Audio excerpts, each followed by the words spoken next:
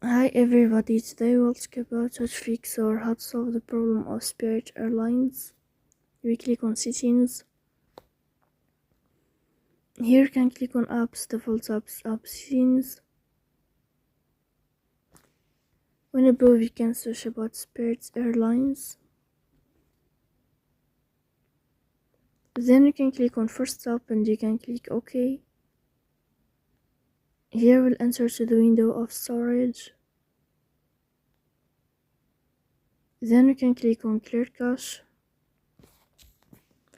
In the end you can turn on your airplane mode. And you can turn off your airplane mode again to fix that problem.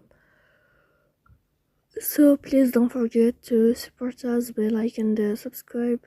See you next time in another video, and thank you for your attention and your watching.